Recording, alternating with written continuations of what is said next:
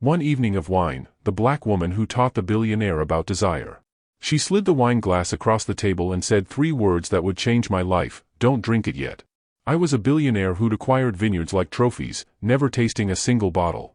She was the sommelier who taught me that I'd been consuming my entire life without ever actually experiencing it. That first evening, I thought she was teaching me about wine. I had no idea she was teaching me how to live. Close your eyes for just a moment. Think about the last time a story made you feel something real. Made your heart race. Made tears fall without permission. Made you remember why being human is so beautifully complicated. That's what we do here at CJ Stories. Whether you're returning or just discovering us, welcome home. This is your safe space for tears, laughter, hope, and everything in between. Today's story will take you somewhere unexpected. It'll make you think. It'll make you feel. And I promise you, you won't see the ending coming. But here's the thing, the magic only works if you stay till the very end. No skipping. Just you, me, and a story that might just change how you see the world. If it moves you, let me know you're here, subscribe, like, and share this with someone whose heart needs touching today. Ready? Let's step into today's story. The vineyard stretched across rolling hills like a watercolor painting, all golden afternoon light and endless rows of grapevines heavy with late September fruit. Francis Thompson stood at the floor-to-ceiling windows of his tasting room, looking out at land he owned but rarely had time to appreciate. 36 years old. Self-made billionaire. Owner of Thompson luxury hotels scattered across 3 continents. And he couldn't remember the last time he'd actually tasted wine instead of simply acquiring vineyards as investment properties. His phone buzzed for the 14th time in an hour. Tokyo. Always Tokyo lately.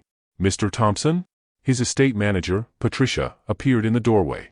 The sommelier for this evening's private tasting has arrived. Francis glanced at his watch. The tasting. Right. His sister Margot had insisted he actually experience the Napa Valley property he'd purchased 8 months ago. Stop collecting beautiful things you never enjoy, she'd said. So he blocked out one evening. 1. Thank you, Patricia. Give me 5 minutes. He answered 3 emails, fielded 1 call from his CFO, and made his way down to the private tasting room that overlooked the valley.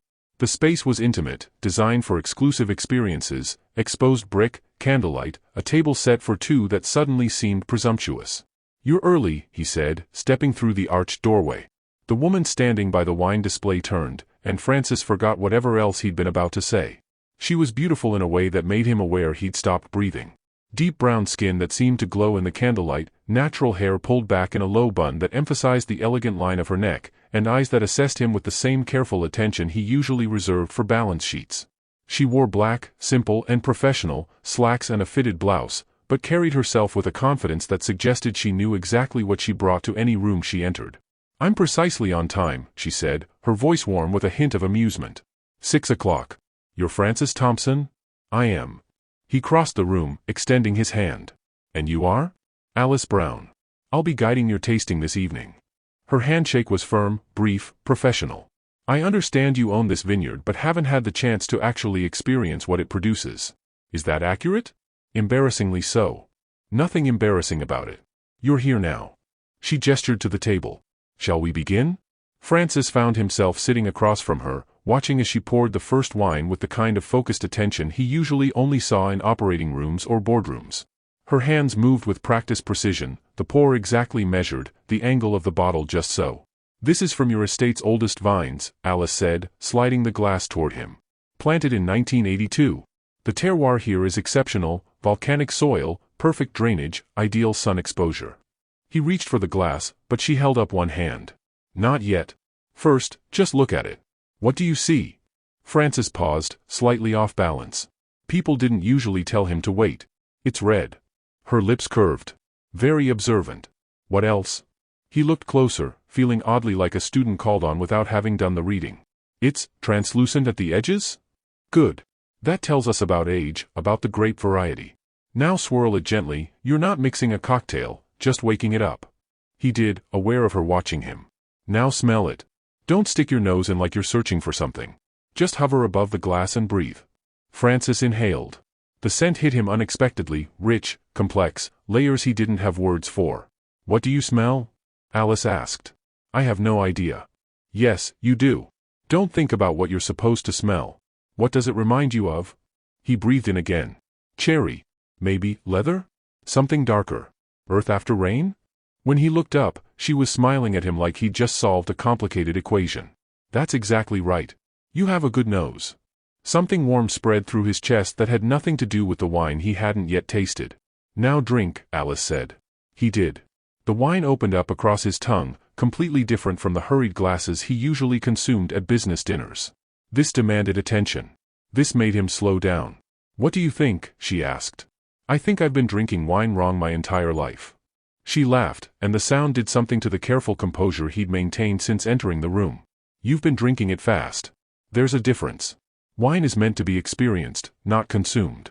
Are you a sommelier? He asked, watching her pour the next selection. Certified, yes. But I prefer wine educator. Sommelier sounds pretentious. Says the woman who just made me smell my wine like it's fine art. It is fine art. She met his eyes. Someone spent years tending these vines, watching weather patterns, making hundreds of micro-decisions about when to harvest, how to ferment, how long to age. The least we can do is actually pay attention when we drink it. Francis found himself leaning forward. How did you get into this? My father. Her expression softened. He was a postal worker in Oakland, but wine was his passion. He couldn't afford the expensive bottles, so he learned everything he could about viticulture and winemaking. He taught himself to taste, to really understand what he was drinking. Every Sunday, he'd buy one nice bottle, nothing extravagant, just something special, and we'd taste it together. He'd make me describe what I experienced. No wrong answers, just what I honestly perceived. He sounds like a remarkable man. He was. Something flickered across her face. He passed 3 years ago. He would have loved this vineyard. I'm sorry. Thank you. She poured the second wine, clearly ready to move forward. This one is completely different. Same vineyard, different block, different elevation. They worked through the tasting, and Francis discovered he was actually enjoying himself. Not networking enjoying or deal closing enjoying, but genuinely present in a way he couldn't remember being in years. Alice was an exceptional teacher. She made complex concepts accessible without being condescending. She encouraged him to trust his own palate rather than parroting back what he thought he should taste. And she had a way of looking at him when he said something that interested her, direct, focused attention that made him want to keep talking. So what does a billionaire hotel magnate do for fun when he's not acquiring vineyards? She asked as she poured the fourth wine. I'll let you know when I find out. That's depressing. That's honest. Fair enough. She tilted her head, studying him. But you're here now. On a Tuesday evening. That's something. My sister staged an intervention. Said I was becoming a robot. Are you? Francis considered. Probably. I built my company from nothing. That kind of success requires sacrificing other things. Like wine that tastes like more than red or white? Among other things. What other things? Alice asked, then held up a hand. Sorry. That's personal. Occupational hazard. I spend a lot of time getting people to open up about what they're experiencing. It's fine. The answer is, most things, I suppose. Hobbies. Relationships that last longer than 3 months. Knowing my neighbors' names. Do you want those things? No one had asked him that in years. I don't know. I've been focused on building something that lasts. Something that matters. And has it? Mattered? He looked at her, this woman he'd met an hour ago who was asking questions that made him uncomfortable in the best way.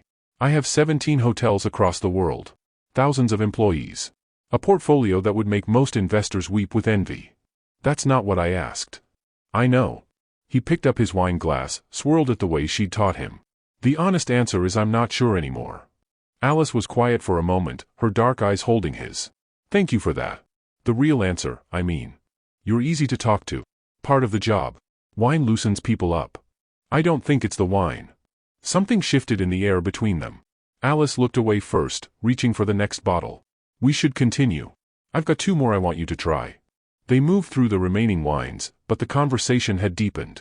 They talked about her work. She ran her own wine education business, teaching classes and leading private tastings throughout Napa and Sonoma. She talked about the challenges of being a black woman in an industry that was overwhelmingly white and male, but she did it without bitterness, just clear-eyed honesty about obstacles she'd overcome. Francis found himself sharing things he rarely discussed. The early years of his business when he'd slept in his office for 6 months straight. The loneliness of success. The way achievement felt hollow when there was no one waiting at home to celebrate it with. Why did your last relationship end? Alice asked, then immediately shook her head. I'm doing it again. You don't have to answer that. No, it's fine. He thought about Victoria. The engagement that had imploded 6 years ago when he was 30. She wanted someone who would be present. I wanted to build an empire. We both got what we wanted, just not with each other. Do you regret it? Not ending it. We would have made each other miserable. I regret that I haven't figured out how to want something different. Maybe you do want something different, Alice said quietly. You're just scared to admit it. What makes you say that? You're here, alone on a Tuesday evening, learning about wine you could just hire someone else to appreciate for you. That doesn't sound like a man who only cares about acquisition. Frances held her gaze. What does it sound like? Someone who's tired of not tasting what he's drinking. The weight of that observation settled over him. Outside, the sun had fully set, and the valley glowed with the last purple light of evening. Inside, candlelight flickered across Alice's face, illuminating the intelligence in her eyes, the gentle curve of her smile. This is the last one, she said, pouring a dessert wine the color of amber. Late harvest. The grapes were left on the vine until they were almost raisins. It concentrates everything, the sugar, the flavor, the experience. He tasted it. Sweet but not cloying, complex and rich. What do you think? Alice asked. I think I understand what you mean about paying attention. She smiled. You're a quick study. I have good motivation. The words came out before he could think better of them. Alice's smile faded, replaced by something more serious.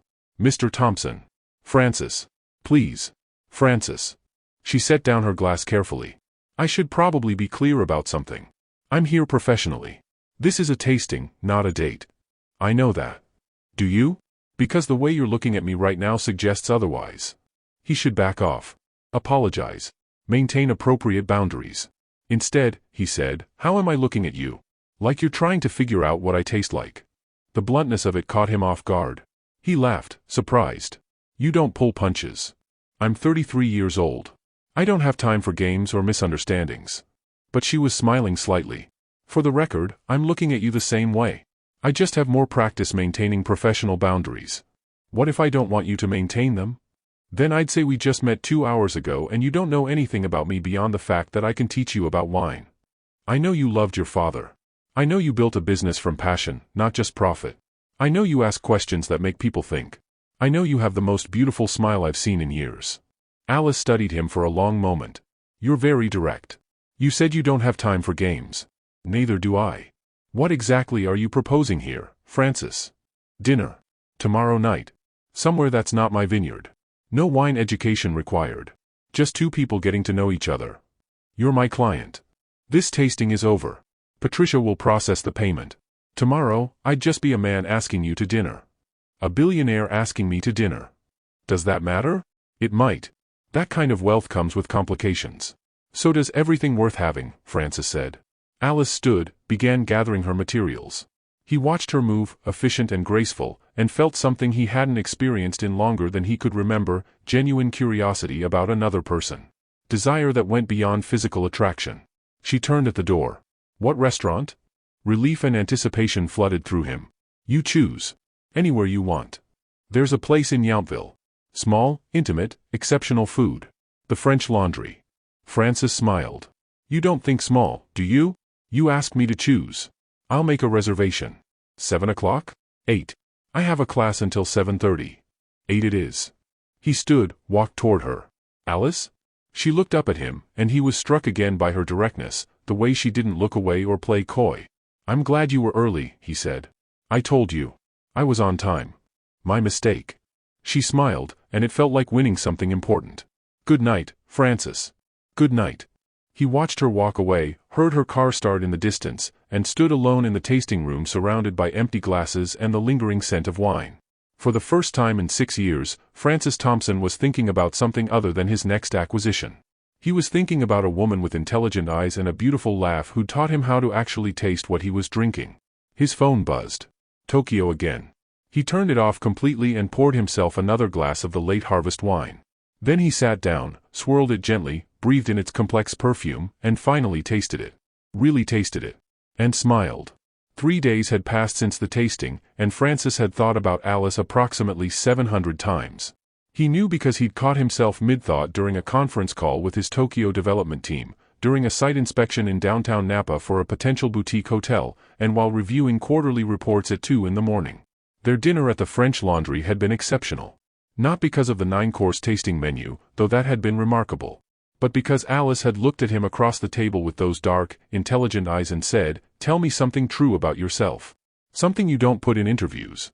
He'd told her about the year he spent homeless at 22 after his business partner embezzled everything and disappeared. How he'd slept in his car and showered at gym memberships and rebuilt from absolute zero. How the year had shaped everything about who he became. She'd reached across the table and touched his hand. Just briefly. "Thank you for trusting me with that." Now it was Saturday morning in early October, and he was driving toward Sonoma where Alice was teaching a weekend wine workshop. She'd mentioned it during dinner, and he'd surprised himself by asking if he could attend. "You want to spend your Saturday in a classroom learning about wine?" she'd asked, eyebrow raised. "I want to spend my Saturday watching you teach." She'd laughed. "That's either very sweet or slightly creepy." "I'm hoping for sweet. We'll see." The workshop was held at a beautiful estate in Healdsburg, all weathered stone and sprawling gardens. Frances arrived exactly on time. He'd learned that mattered to Alice, and found her setting up in a sunlit room with vineyard views. She wore jeans today, fitted and dark, with a burgundy blouse that made her skin glow.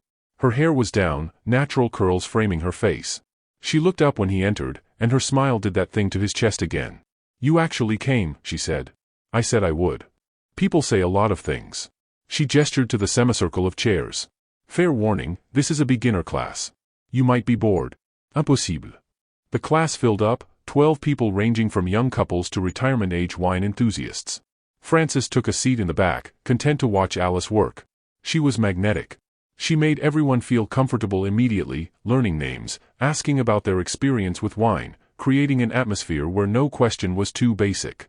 When a nervous woman in her 50s admitted she couldn't tell the difference between expensive and cheap wine, Alice smiled warmly. Most people can't in blind tastings. Even experts get it wrong. The goal isn't to identify price tags. It's to understand what you enjoy and why. Frances watched her move through the room, adjusting someone's grip on a glass, laughing at a joke from one of the older gentlemen, patiently explaining the same concept 3 different ways until everyone understood. This was her element. This was where she came alive. During the break, he approached the table where she was setting up the next flight. "You're excellent at this," he said quietly. Alice glanced up, pleasure flickering across her face. "Thank you. I love it. There's something satisfying about demystifying wine for people. Taking something that feels exclusive and intimidating and making it accessible. Is that what you did for me? Made me feel like I could understand something I'd always kept at arm's length. Maybe." She poured wine into a line of glasses with practiced efficiency. "Or maybe you were ready to pay attention. Timing matters. In wine or in life?" "Both." She met his eyes. "I learned that the hard way." Before he could ask what she meant, the class filtered back in. Alice returned to teaching, and Frances returned to watching her with an attention that probably would have concerned him if he'd stopped to think about it. After the workshop ended and the last student had left, Alice started cleaning up. Frances moved to help without asking. "You don't have to do that," she said. "I know." They worked in comfortable silence, rinsing glasses, packing away bottles, wiping down tables. It felt domestic in a way that should have made Frances uncomfortable. Instead, it felt natural. "Are you hungry?" he asked as they finished. Alice checked her phone. "It's barely 2 o'clock. Late lunch, then. There's a place nearby I've heard exceptional things about. You're very persistent about feeding me. I'm very persistent about spending time with you." She studied him for a moment, then smiled. "Okay. But somewhere casual. I'm not dressed for fancy. You look perfect. Now you're just flattering me. I'm being honest." They drove separately to a farmhouse restaurant tucked into the hills, the kind of place where everything was locally sourced and the menu changed daily based on what was fresh. They sat outside on a terrace overlooking rows of olive trees, dappled sunlight filtering through a pergola overhead. "This is nice," Alice said, looking around. "How did you find it?" "I didn't. You did. You mentioned it during dinner the other night. Said it was one of your favorite spots." Her expression softened. "You were paying attention. I pay attention to everything you say." They ordered food, seasonal vegetables, fresh bread, grilled fish that melted on the tongue. The conversation flowed easily, moving from wine to travel to books to the small details of daily life that people share when they're genuinely curious about each other. Frances learned that Alice started every morning with a run, that she was terrible at keeping houseplants alive, that she'd studied art history before discovering wine, that she had a younger brother in graduate school studying environmental science. Alice learned that Francis could cook but rarely did, that he'd read every book Malcolm Gladwell ever wrote, that he still got nervous before big presentations despite doing them hundreds of times, that he'd wanted to be an architect before business consumed him.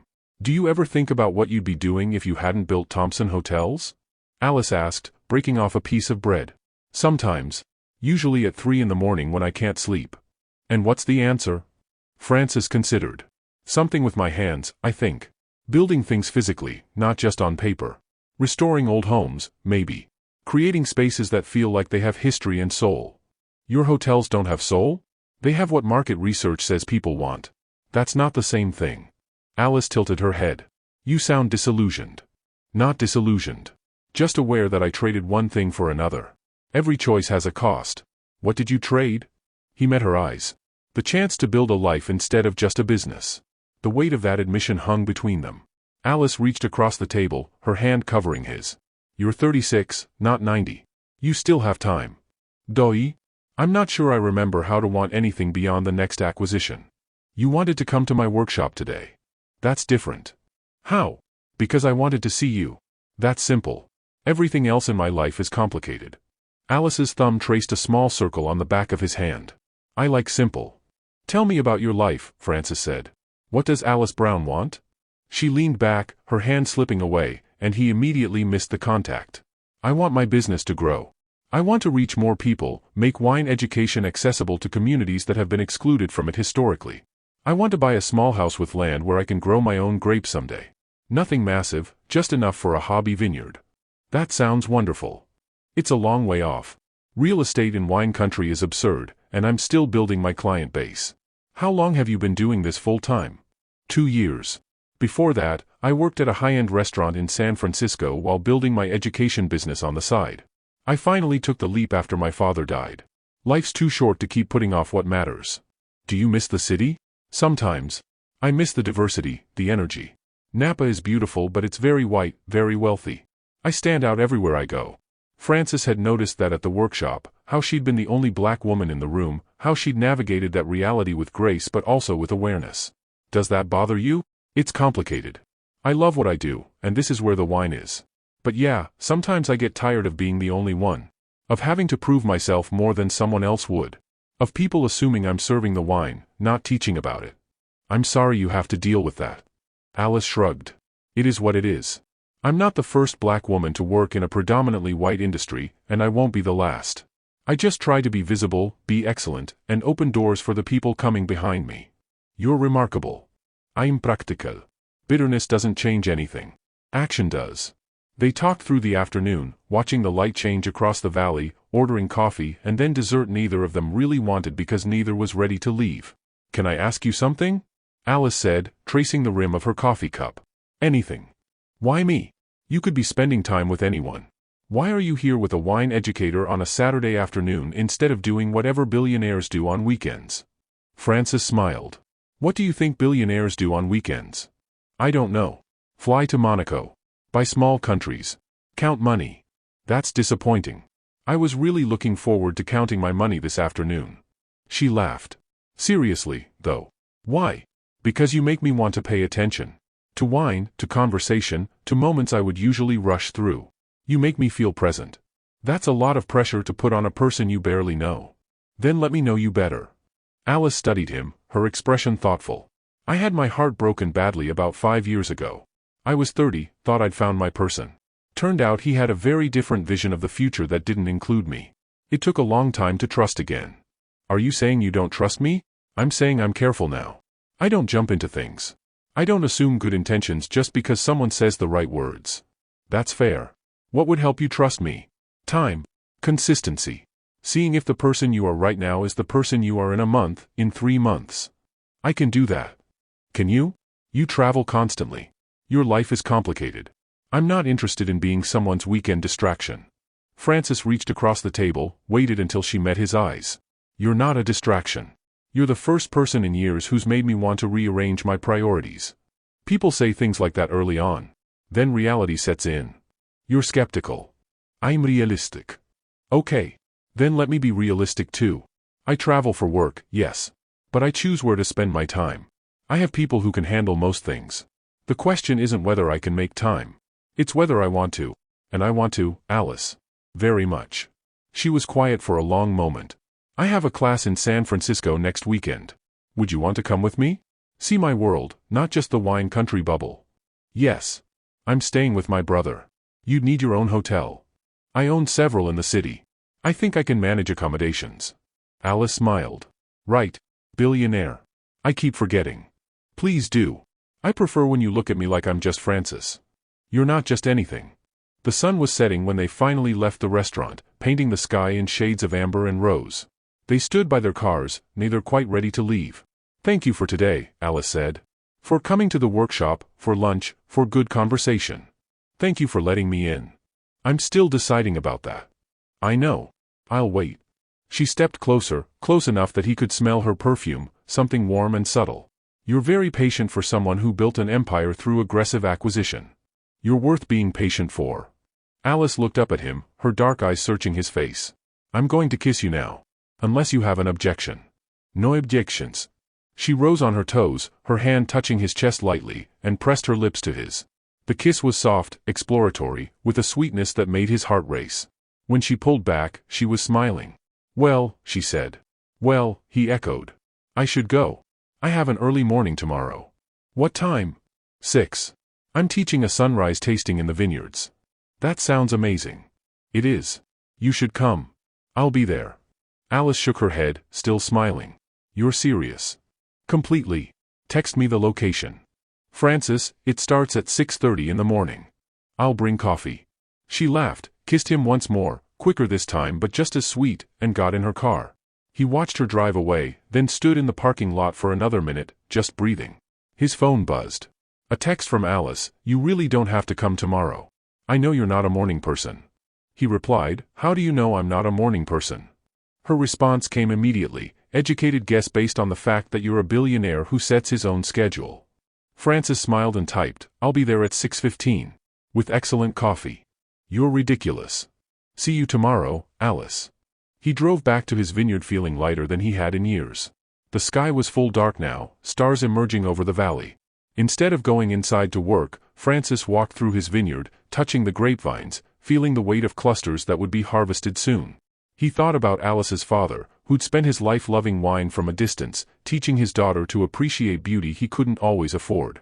He thought about legacy and what mattered. He thought about a woman who made him want to wake up at dawn just to see her smile. His phone rang. His sister Margot. You sound different, she said immediately. Hello to you too. I'm serious. You sound happy? Is that the right word? It's been so long I'm not sure I recognize it.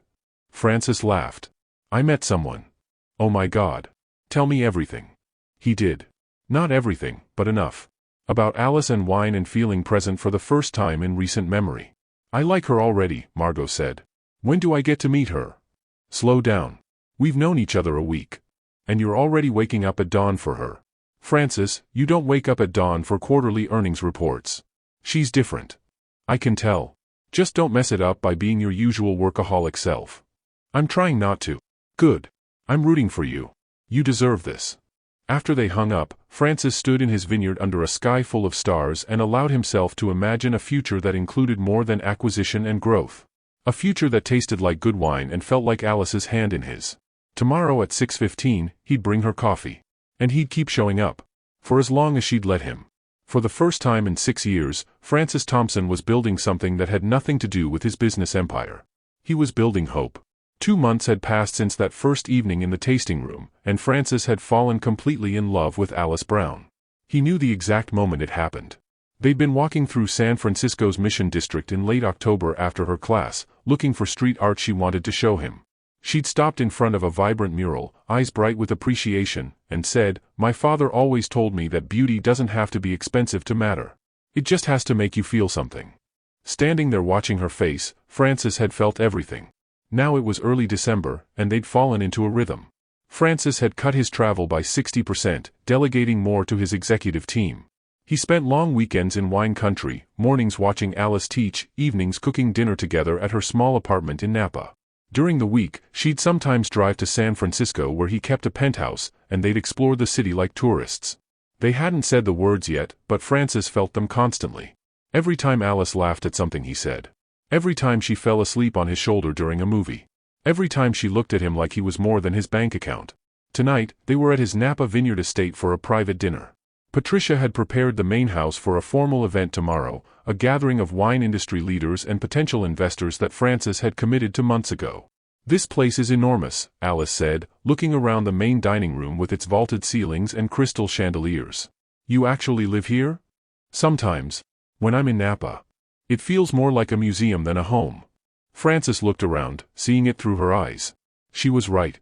It was beautiful but cold, decorated by professionals who'd never asked what he actually liked. "I've never thought about it that way." "Do you like it?" "I bought it because it was a good investment." "That's not what I asked." He smiled. She had a way of cutting through his deflections. "No. I don't particularly like it.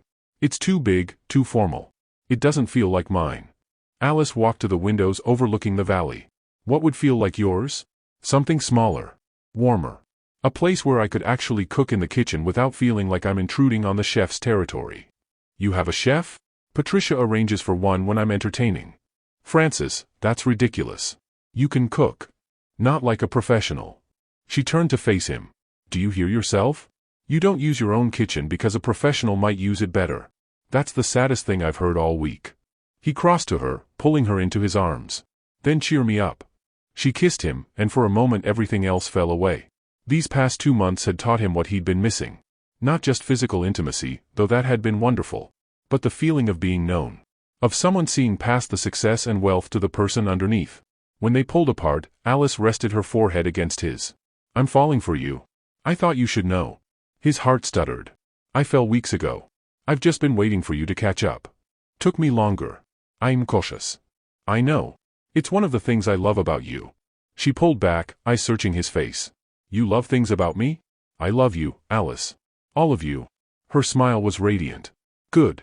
Because I love you too." They stood there holding each other, and Francis felt a peace he'd never experienced.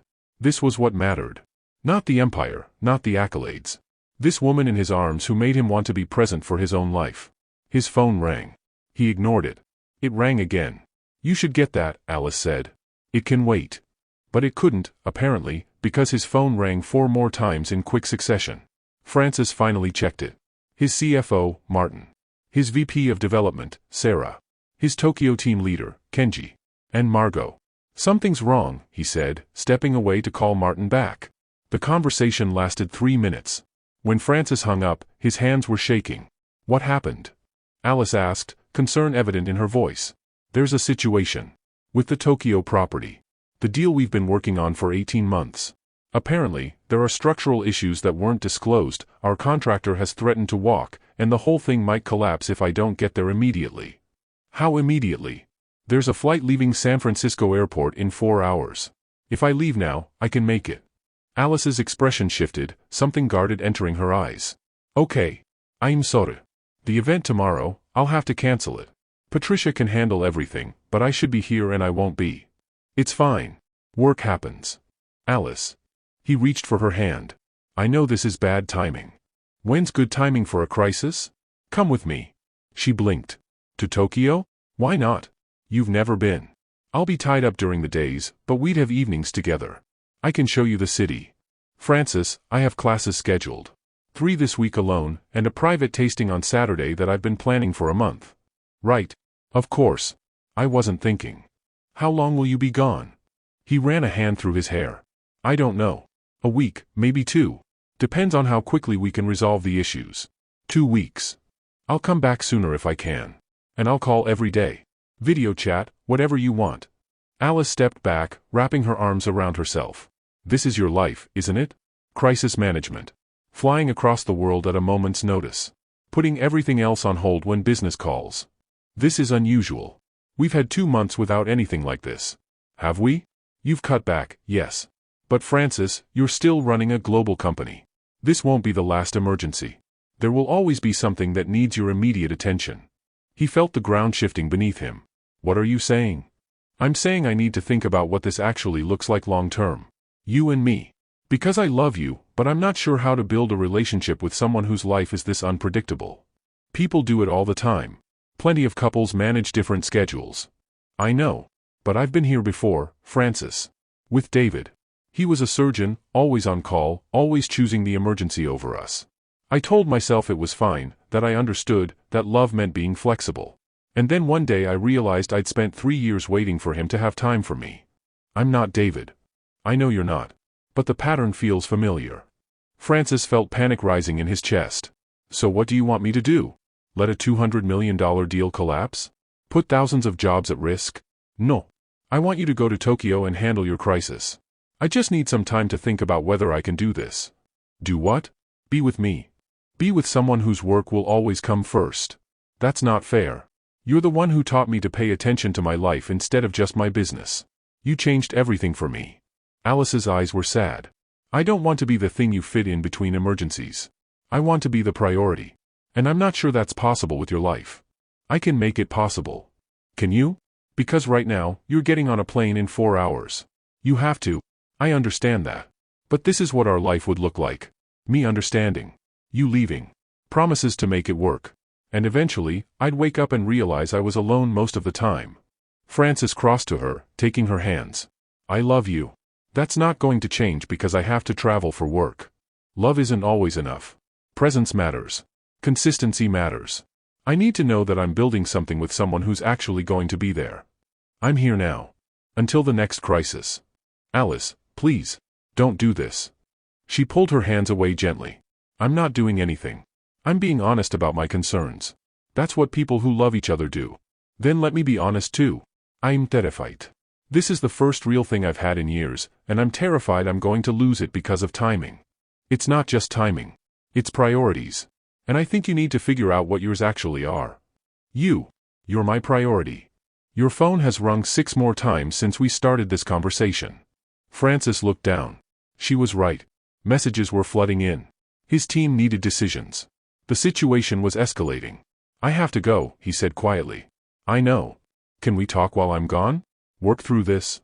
Alice was quiet for a moment. I think we both need some space to think clearly. You need to focus on your crisis without worrying about us. And I need to figure out if I can accept the reality of your life. That sounds like breaking up. It's not. It's being realistic about what we're facing. I love you, Francis. But I won't repeat the pattern I lived through before. I won't spend years waiting and understanding and making excuses for why I'm always second. You're not second. Then why are you leaving? The question hung in the air between them. Francis wanted to argue, to convince her she was wrong. But his phone was ringing again, and his team was waiting, and a multi-million-dollar deal was collapsing, and he didn't have a good answer. I'll call you when I land, he said finally. Okay. Alice, I love you. I love you too. That's what makes this hard. He kissed her, trying to communicate everything he couldn't say. When he pulled back, her eyes were wet. Go, she said. Handle your crisis. We'll talk when you get back. Francis drove to San Francisco in a daze, his mind spinning between the Tokyo situation and the conversation with Alice. He made his flight with 20 minutes to spare, settled into first class, and immediately opened his laptop. The next 14 hours were consumed with video conferences, document reviews, and emergency strategy sessions. The Tokyo situation was worse than he'd thought. The structural issues were significant, the contractor was threatening legal action, and his local team was in over their heads. By the time he landed in Tokyo, Francis had been awake for 22 hours and consumed more coffee than any human should. Kenji met him at the airport with updated reports and a grim expression. It's bad, Kenji said as they drove toward the property. We might have to walk away entirely. That's not an option. We've invested too much. Walking away might cost less than fixing the problems. Francis looked out at Tokyo's glittering skyline. 2 years ago, this would have consumed him entirely. The challenge, the problem-solving, the high-stakes negotiation. Now all he could think about was Alice's face when she'd asked why he was leaving. His phone buzzed. A message from Margot. How's Tokyo? Also, how's Alice?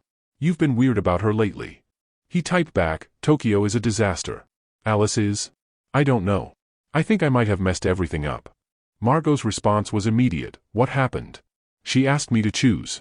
Not explicitly, but that's what it comes down to. The business or her. And you're in Tokyo. I didn't have a choice. This deal affects hundreds of people. There's always a choice, Francis. You just made yours.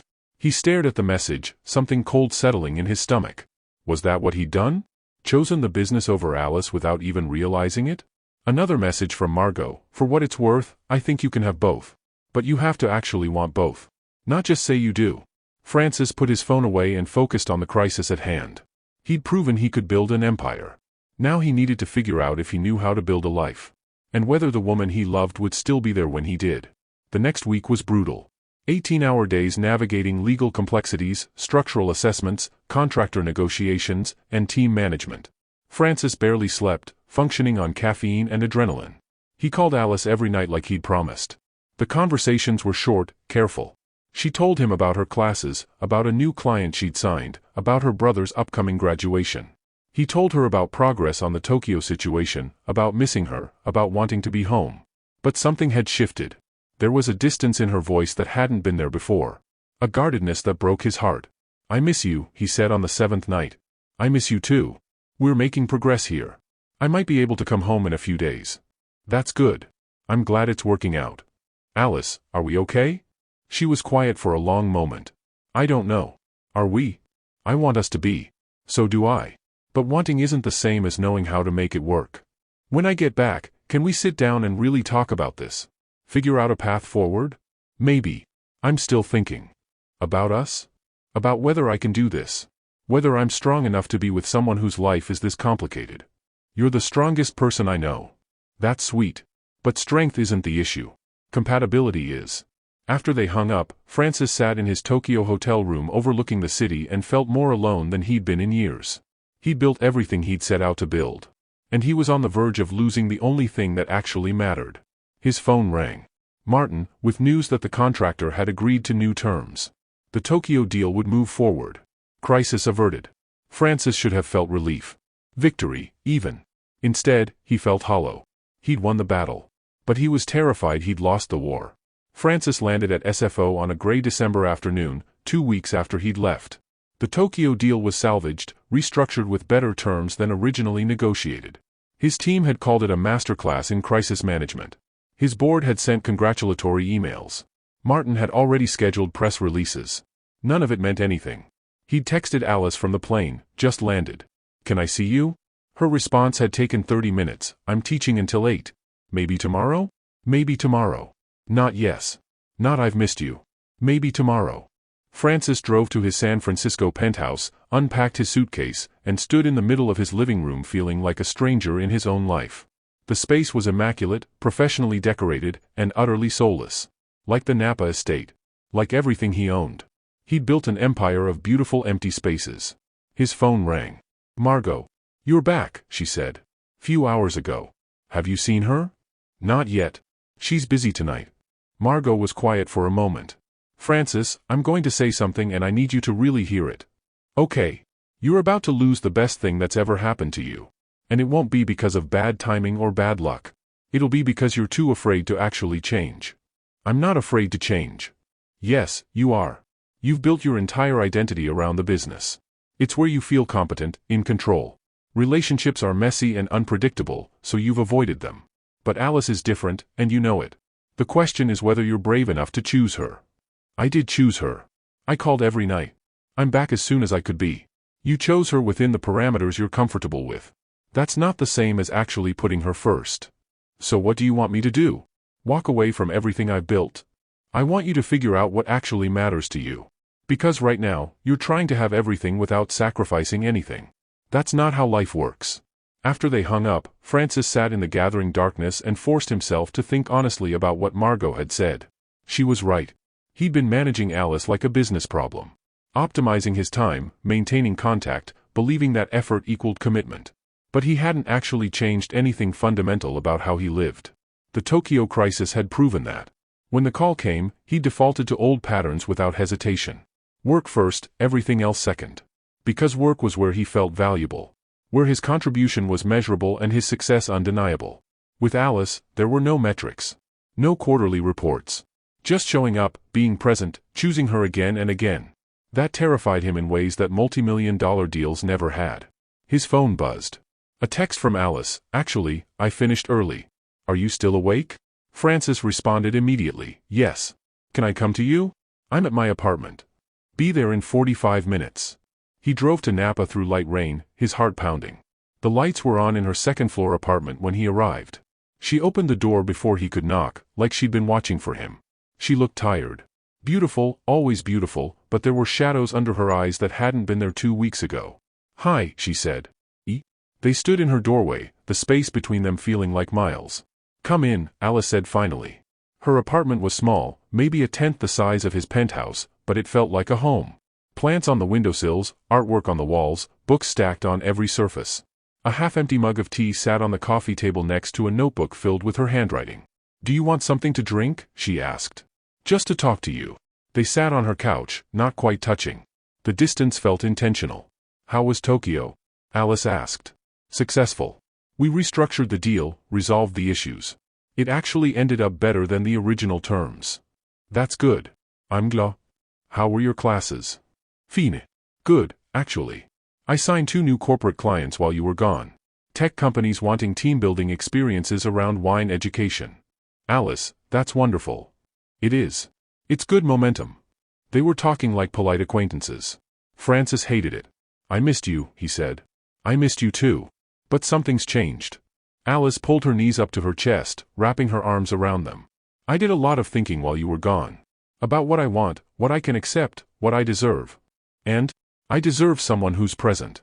Someone who doesn't have to choose between me and their work because I'm already integrated into their life. Someone who's building a life, not just managing one. I want to be that person." "I know you do. But Francis, wanting and doing are different things. You've been back for hours and this is the first time we're seeing each other. Not because you didn't want to see me, but because that's how your life works. Everything is scheduled, optimized, managed. You said you were teaching until 8. I was. But you didn't ask if you could come to the class. You didn't suggest meeting me there. You waited for a time slot." Francis felt something crack open in his chest. "You're right. I don't want to be right. I want to be wrong. I want you to prove that this can work. Tell me how. Tell me what you need and I'll do it." Alice looked at him with eyes full of sadness. "I need you to want a different life. Not just want me in your current life. I need you to look at how you're living and decide that it's not enough anymore. It's not enough. You showed me that. But you haven't changed anything. Not really. You delegated more, traveled slightly less. But the foundation is the same. Work is still the center, and everything else orbits around it." Francis stood, needing to move. He walked to her window, looking out at the rainy street below. "After my business partner embezzled everything, I was 22 and had nothing. I rebuilt from zero. That experience taught me that the only thing I could count on was my own work, my own success. Relationships felt unreliable. People left. But accomplishments stayed. I understand that. Do you? Because I'm not sure I do anymore. I built this empire thinking it would make me feel secure, valuable, worthwhile. And it did, for a long time. But then I met you, and suddenly everything I'd built felt hollow. Like I'd won a game I didn't actually want to play." He turned back to her. "These 2 weeks in Tokyo, I solved the crisis. I saved the deal. I did exactly what I've always done. And all I could think about was that I was losing you. That I was choosing the wrong thing. But I didn't know how to choose differently." Alice's eyes were wet. "I'm not asking you to walk away from your business. I know. You're asking me to reorganize my life so that work serves me instead of me serving it. You're asking me to build something that actually matters instead of something that just looks impressive. Yes. I don't know how to do that. I've spent 15 years building this identity. I don't know who I am without it. Maybe that's what you need to figure out." Francis crossed back to the couch, kneeling in front of her. "I love you. I know I've done a terrible job of showing it, but it's true. You're the best thing in my life. I love you too. But love isn't enough if we want different things. What do you want? I want Sunday mornings where we don't check our phones. I want someone who knows my teaching schedule and shows up because they want to, not because they penciled it in. I want to plan a trip without worrying it'll get canceled for a business emergency. I want to build a life together, not fit into the margins of yours. Those things sound perfect. They sound perfect to the version of you sitting here right now. But what about next month when another crisis hits? What about 6 months from now when you're bored with domesticity and miss the adrenaline of deal-making? What about a year from now when you resent me for asking you to change? I won't. You can't promise that. Neither of us can. That's what I realized while you were gone. I can't build my life around hoping you'll be different. And you can't change who you are just because you fell in love. That's not fair to either of us." Francis felt tears on his face and didn't care. "So what are you saying? That we're done?" "I'm saying I can't keep doing this. I can't be with someone who's only half present. I did that before, and it almost destroyed me. I'm not David. No. But you're also not available in the way I need you to be. And I don't think you know how to be. Not yet. Then give me time. Let me figure it out. Alice reached out, touching his face gently. I think you need to figure it out on your own. Not because you're trying to keep me, but because you genuinely want a different life. You're breaking up with me. I'm stepping back. Giving us both space to think clearly. You need to decide what you actually want, Francis. Not what sounds good in theory. What you're willing to build your life around. You. I want to build my life around you. You say that now. But in 3 days, when your Tokyo team has questions, when your board wants updates, when the next opportunity comes along, where will I fit? I can't live in that uncertainty. Francis sat back on his heels, feeling like the ground was crumbling beneath him. How much space do you need? I don't know. Some time to think. To figure out what I'm willing to accept and what I'm not. Can I call you? Alice's smile was sad. Let's not. Not for a while. I think we both need real distance to get perspective. This feels like losing you. Maybe it is. Or maybe it's giving us a chance to figure out if this can actually work. I don't know, Francis. I just know I can't keep doing what we've been doing. He stood, feeling numb. I should go. Yeah. At her door, he turned back. I love you. That's not going to change. I love you too. Take care of yourself. Francis drove back to San Francisco in the rain, his vision blurred from tears. When he got to his penthouse, he stood in the middle of his perfect, empty living room and finally let himself fall apart. He'd lost her. Maybe not permanently, but lost her nonetheless. And the worst part was knowing she was right. He didn't know how to be the person she needed. He'd spent so long being the person his business needed that he'd forgotten how to be anything else. His phone rang. Martin, with questions about the Tokyo implementation timeline. Francis stared at the phone, then did something he'd never done in 15 years of business. He declined the call and turned off his phone completely. Then he sat in the darkness and forced himself to think about who he actually was beneath the empire, beneath the success, beneath the identity he'd built. The answer terrified him. Because he wasn't sure there was anything there. The next week was the worst of Francis's life. Worse than being homeless at 22. Worse than the embezzlement that had destroyed his first business. Worse than any professional setback he'd ever faced. Because this time, he couldn't fix it with hard work and determination. This required something he didn't know how to give, fundamental change. He went through the motions. Conference calls, meetings, decisions. But his heart wasn't in it. For the first time in 15 years, the business felt like exactly what it was, a construction of deals and properties and revenue streams that had nothing to do with actual meaning. Margot came to San Francisco on the 3rd day. She took one look at him and said, "You look terrible." "I feel terrible." "Have you talked to her?" She asked for space. "And you're giving it to her? What else can I do?" Margot sat across from him in his penthouse. "You can figure out what you actually want. Not what you think you should want. What genuinely matters to you. Alice matters. Then act like it." "How?" "By calling her when she asked me not to? By showing up when she asked for space. By changing your life. By making the hard decisions you've been avoiding. By proving that you can be different." "I don't know how to be different." "Yes, you do. You're just scared." Francis looked at his sister. "Of course I'm scared. Everything I know how to do, everything I'm good at, revolves around the business. If I step back from that, who am I? That's what you need to find out. And Francis, you need to find out for you. Not to get Alice back. Not to prove something. For you." After Margot left, Francis sat with that thought. Who was he beyond the business? What did he actually enjoy? What made him feel alive? The only answer that came was, Alice. Time with Alice. Learning about wine, cooking together, walking through San Francisco, listening to her teach. Watching her face light up when she talked about something she loved. But Margot was right. He needed to want change for himself, not just to keep a relationship. Francis opened his laptop and started writing. Not emails. Not business plans. Just thoughts. Questions. What did he want his life to look like in 5 years? In 10? What would he regret if he died tomorrow? The answers came slowly, painfully. But they came. He wanted to wake up next to someone he loved. He wanted Sunday mornings without phones. He wanted to build something with his hands, something tangible that wasn't just profit margins. He wanted to feel present in his own life. He wanted the things Alice had described. Not because she described them, but because they sounded like living instead of just achieving. On the 8th day, without talking to Alice, Francis made a decision. He called an emergency board meeting for the following week. Then he called his lawyer. Then he called the headhunter who'd been trying to recruit him for years. And then he sat down and started designing the life he actually wanted to live. It was terrifying. It was liberating. And for the first time in 2 weeks, Francis felt something other than despair. He felt hope. 3 weeks had passed since Francis had seen Alice. 21 days of the hardest work he'd ever done, and none of it had anything to do with business. It was late December now, 2 days before Christmas. Francis stood in front of the Thompson Hotel's board of directors and made the announcement that would change everything.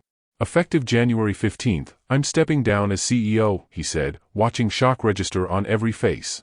I'll retain my position as chairman and majority shareholder, but day-to-day operations will transition to Martin Chen, who many of you know has been my CFO for 8 years. The room erupted in questions. Francis raised a hand. I'm not leaving the company. I'm restructuring my role. I'll focus on long-term strategy, special projects, and the aspects of this business I'm genuinely passionate about: design, guest experience, sustainability initiatives. Martin is more than capable of running operations. In fact, he's been doing most of it already. Why now? One board member asked. Francis smiled. Because I finally figured out that building a life matters more than building an empire. I've spent 15 years proving I could succeed. Now I want to spend the next 15 years actually living. After the meeting, Martin pulled him aside. You're sure about this? More sure than I've been about anything. This is about Alice, isn't it? It's about me. Alice just helped me see what I was missing. Martin nodded slowly. For what it's worth, I think you're making the right call. You've been running on empty for years. Maybe it's time to refill the tank. The second change came 3 days later. Francis put his San Francisco penthouse on the market and made an offer on a small craftsman home in Napa. Not in the exclusive areas where vineyards sprawled for miles, but in town, walking distance to restaurants and shops and the kind of community he'd never been part of. The house needed work. The kitchen was outdated, the hardwood floors were scratched, and the garden was overgrown. It was perfect. You're actually going to live here? Patricia asked when he showed her the property. I'm going to restore it. Learn carpentry, do some of the work myself. Make it mine. You don't know carpentry. I'll learn. I need to build something with my hands, Patricia. Something real. The third change was the hardest. Francis sat down with his executive team and established clear boundaries. No calls after 7 p.m. unless it was a genuine emergency. No weekend work except in true crisis situations. And a new definition of crisis that didn't include every bump in the road. You're teaching us how to function without you, Sarah observed. I'm teaching myself how to function as a whole person instead of just a CEO. By mid-January, Francis's new life was taking shape. He spent mornings working on strategy and special projects from a home office. Afternoons, he was learning Finnish carpentry from a contractor restoring his new house. Evenings were his own. It was terrifying and wonderful in equal measure.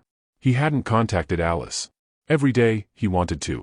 Every day, he wrote texts he didn't send. But he'd promised her space, and more importantly, he needed to make these changes for himself. Not to win her back, but because this was the life he actually wanted. Still, he thought about her constantly.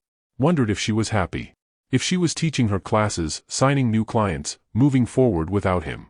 If she ever thought about him the way he thought about her. It was late January, nearly 6 weeks since they'd spoken, when Margot called. There's a wine education event tomorrow night in San Francisco, she said without preamble. Industry thing. Alice is one of the speakers. Francis's heart stuttered. How do you know? I follow her on social media like a normal person. Are you going? She asked for space.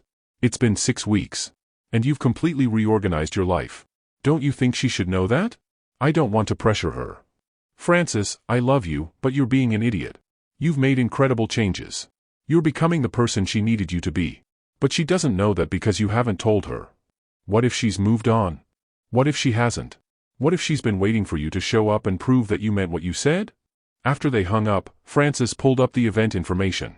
A panel discussion on diversity in the wine industry, followed by a reception. Alice was listed as a keynote speaker. He could go. Sit in the back. Listen to her speak. Maybe catch her afterward.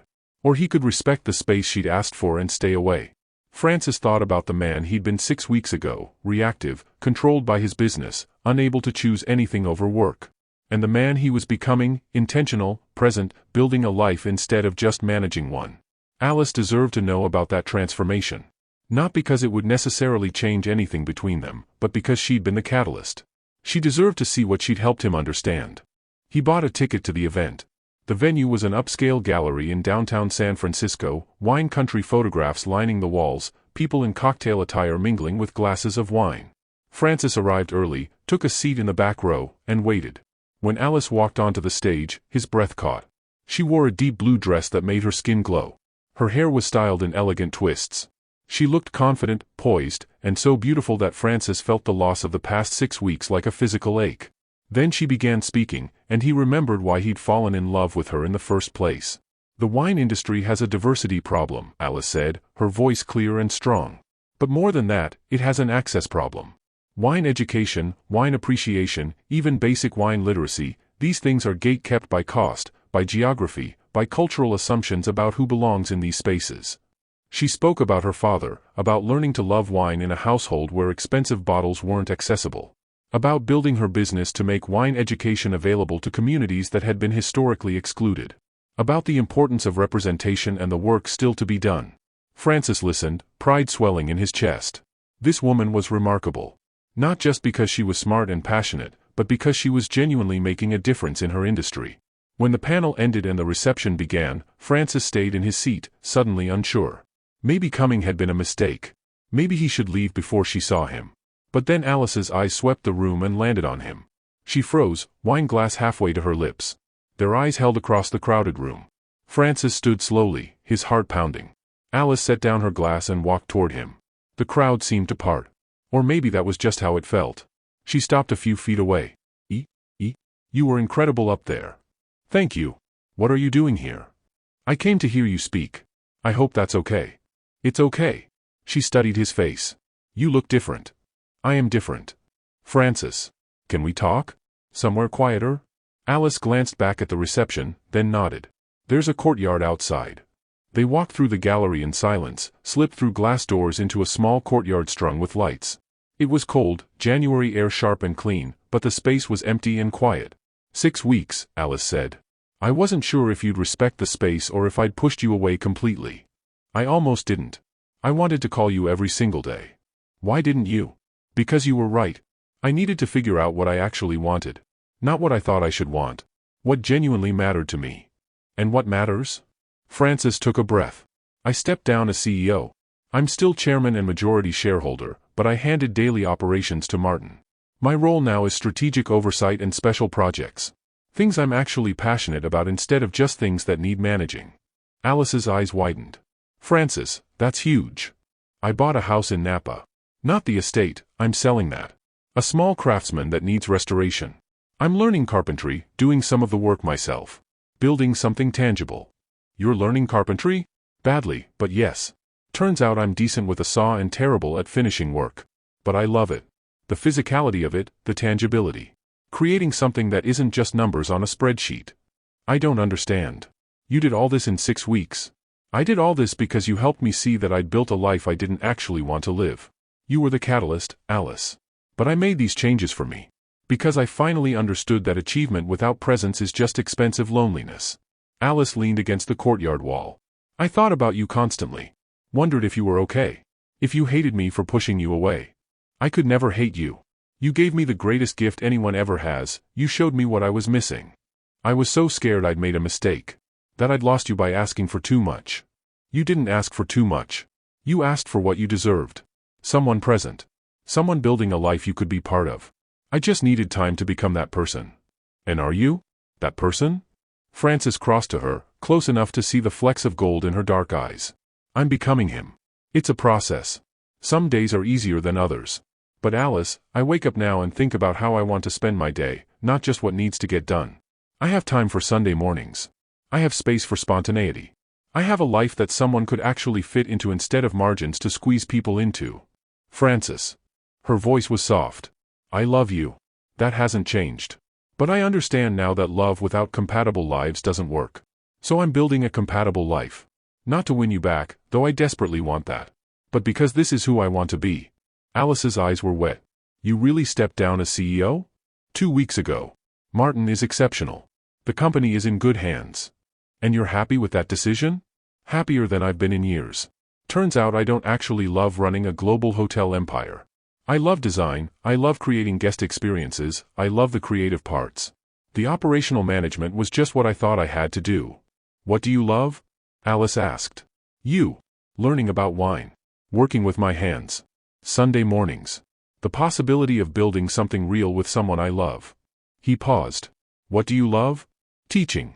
My students. Watching people discover that wine doesn't have to be intimidating. Making my father proud, even though he's not here to see it. She looked up at him. You. I love you, Francis. I never stopped. Then give me another chance. Let me show you who I'm becoming. I'm scared. What if this is just temporary? What if you get bored with the slower pace and go back to your old patterns? That's a fair concern. I can't promise I'll be perfect. I'll probably still struggle sometimes with stepping back, with trusting others to handle things I used to control. But Alice, I can promise that I'm committed to this new life. Not because of you, though you're the best part of it. Because I finally understand what actually matters. Alice reached up, touching his face gently. I missed you so much. I missed you too. Every single day. I want to believe this can work. Then believe it. We'll figure it out together. She kissed him then, and Francis felt like he'd finally come home. Not to a place, but to a person. To a possibility. To a life that was about more than achievement. When they pulled apart, Alice was smiling. Tell me about this house you bought. It's a disaster. Built in 1924, needs everything updated. But it has good bones and a great kitchen and a backyard where we could maybe plant some grapevines. Nothing commercial, just enough for a hobby. I'm getting ahead of myself. No. Alice laced her fingers through his. I like the sound of we. They stood in the courtyard as the reception continued inside, talking about the past 6 weeks, about changes and growth and what the future might hold. Alice told him about her new corporate clients, about classes she was developing, about a partnership she was exploring with a community center in Oakland. Francis told her about his carpentry lessons, about the special sustainability project he was developing for Thompson Hotels, about learning to cook without feeling like he was intruding on professional territory. I want to see the house, Alice said. Now? Why not? Unless you have somewhere else to be. Francis pulled out his phone, checked the time out of habit, then laughed at himself. No. I don't have anywhere else to be. That's the whole point. They drove to Napa in Alice's car, talking and laughing like no time had passed. But everything had changed. Francis could feel it in the ease of conversation, in the absence of tension about his schedule, in the simple pleasure of being present. The house was dark when they arrived, paint-splattered tarps visible through the windows. Francis unlocked the door and flipped on the lights. It's small, he said. Alice walked through slowly, taking in the original crown molding, the hardwood floors he was refinishing, the kitchen that was currently gutted. It's perfect. It feels like a home. That's what I thought. She turned to face him in the empty living room. I can see us here. Sunday mornings reading the paper. Cooking dinner together. Building something real. Is that what you want? Yes. If you're sure this is what you want. I've never been more sure of anything. Alice crossed to him, wrapped her arms around his neck. Then let's try this. For real this time. With honesty and presence and actual compatible lives. I love you, Alice Brown. I love you too, Francis Thompson. They kissed in the empty house that would become their home, surrounded by possibility and commitment and the kind of future that mattered. 6 months later, on a warm July evening, Francis and Alice stood in their backyard under string lights. The house restoration was nearly complete, they'd done much of the work themselves, learning as they went. The backyard had been transformed into a small garden with 20 grapevines they'd planted together. Their friends and family filled the space. Margot was there with her husband. Alice's brother and his fiancée. Patricia, who'd helped coordinate the entire evening. Martin and Sarah and Kenji from Thompson Hotels. Students from Alice's classes. The contractor who'd taught Francis carpentry and become a friend. Thank you all for being here, Francis said, Alice's hand in his. 6 months ago, I bought this house as a symbol of a new life. A life where presence matters more than achievement. Where relationships come first and work serves life instead of consuming it. He turned to Alice. You taught me what I was missing. You showed me that love requires compatible lives, not just compatible feelings. You made me want to be different. And then you believed I could be. Francis knelt, pulling a small box from his pocket. Alice's eyes went wide. I know we've only been back together 6 months. But I've spent that time becoming someone worthy of you. Someone present. Someone building a life instead of just managing one. Alice Brown, will you marry me? Will you build this life with me? Will you teach me about wine and patience and what actually matters? Alice was crying, smiling, nodding. Yes. Yes, absolutely yes. He slipped the ring on her finger, a simple band with a single stone, elegant and understated, just like her. When he stood, she kissed him to cheers and applause from everyone they loved. "I have something too," Alice said, pulling him close. "I was going to wait, but this seems like the right moment. I'm opening a wine education center in Oakland. A permanent space focused on making wine accessible to underserved communities. Sliding scale classes, scholarship programs, mentorship opportunities." "Alice, that's incredible. I signed the lease yesterday. It's my father's dream, really. He always wanted wine to be for everyone, not just the wealthy. This is how I honor that." Frances kissed her again, overwhelmed with pride and love. "I want to help. Funding, connections, whatever you need. I was hoping you'd say that. Want to be a partner in this? I'd love nothing more." They spent the evening celebrating with the people who mattered, eating food they'd prepared together, drinking wine from Frances's vineyard, talking about dreams and futures and the life they were building. As the night wound down and guests began leaving, Frances and Alice sat on their back porch swing, her head on his shoulder, his arm around her waist. "Happy?" she asked. "Completely. You. More than I knew was possible." They sat in comfortable silence, watching fireflies emerge in the garden, listening to distant laughter from the last guests inside. "Frances. Thank you for changing. For being brave enough to want something different. Thank you for showing me what different could look like. For being patient while I figured it out. We're going to have a good life together. The best life. Because it'll be ours. Built together. Present for all of it." Alice tilted her face up to kiss him, and Frances thought about the journey that had brought them here. From that first evening in the tasting room when she'd taught him to actually taste what he was drinking, to this moment where he was finally tasting life itself. He'd spent 15 years building an empire. Now he was spending his time building a partnership. A home. A future that mattered. And it was better than any deal he'd ever closed. 3 years later, Frances and Alice stood in the ribbon-cutting ceremony for the Alice Brown Wine Education Center in Oakland. The space was beautiful, open and welcoming, with a teaching kitchen, a tasting room, and classroom space for 50 students. "My father used to say that wine is just fermented grapes until someone teaches you to appreciate it," Alice said to the crowd. "This center exists to teach appreciation. To make wine education accessible regardless of income or background. To honor the idea that beauty and culture and knowledge should be available to everyone." Frances watched her speak, still amazed by her grace and passion. They'd been married for 2 years now. The Napa house was fully restored and filled with the life they'd built together. Alice's business had tripled. Frances's role at Thompson Hotels had evolved into exactly what he wanted, creative oversight without operational burden. They had Sunday mornings. They had spontaneous trips. They had a life that was theirs. That evening, back home in Napa, they sat in their backyard under the grapevines they'd planted together, now heavy with fruit. "We should harvest soon," Alice said. "And make our own wine. Terrible wine, probably. The best terrible wine ever made." Frances pulled her close. "I love our life. Me too. Even the terrible wine we haven't made yet." They sat together as the sun set over the valley, two people who'd found each other and chosen each other and built something real together. And it was everything that mattered.